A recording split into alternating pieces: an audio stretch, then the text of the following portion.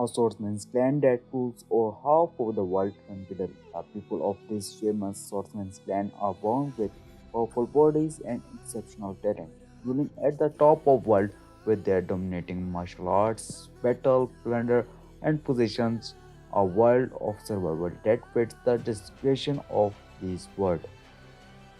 Our MC name is John Rankiddle, the youngest son of Rankiddle clan. At the selection trial that foretells the futures of a child, he selected the Petrarch sword, making him the child destined to grasp the faith of Petrarch.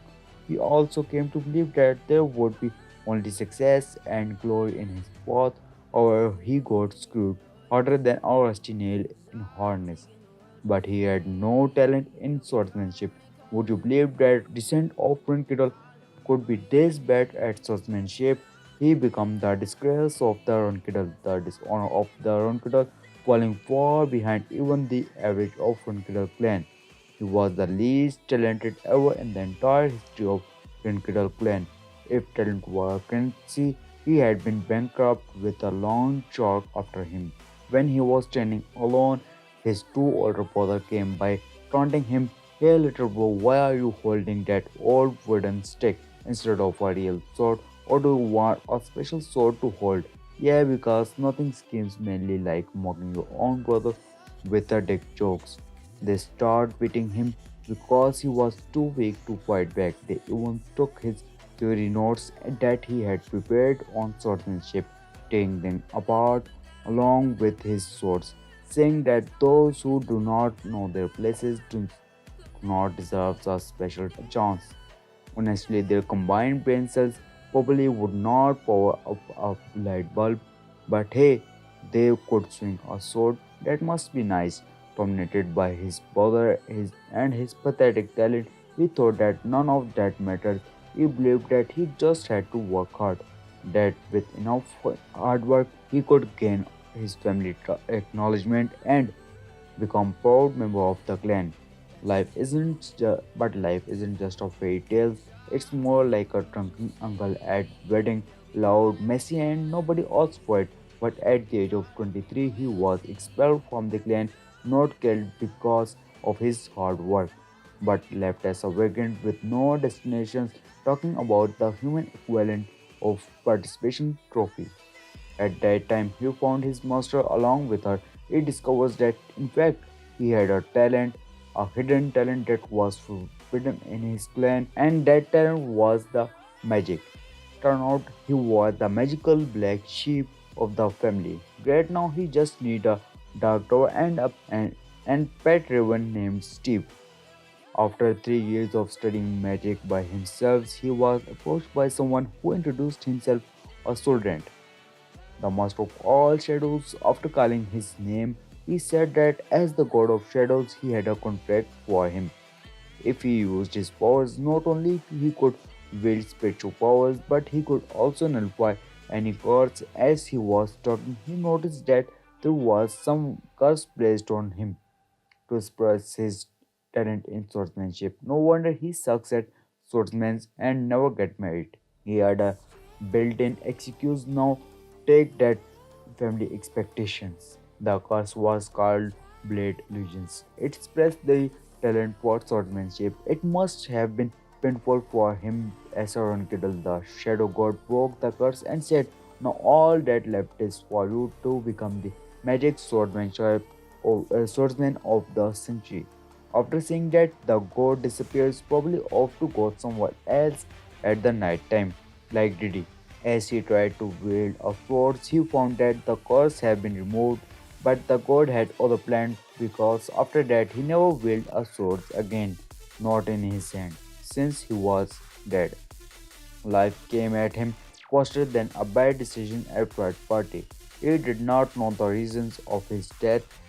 It might have been related to his clan, or maybe Karma just had a really dark sense of humor, darker than a black nigga. But as he was the MC, he regressed back in time to when he was child and had to pick up a sword again, but this time with his past memories intact through the dramatic music and internal screaming. Waking up in his younger body, he was only with emotions. This time, he was determined to change everything, unlike before, when he lacked confidence, discipline, and now approached life with a sharp mind and unwavering resolves. He started training rigorously, correcting his past mistakes, focusing on both mental and physical growth.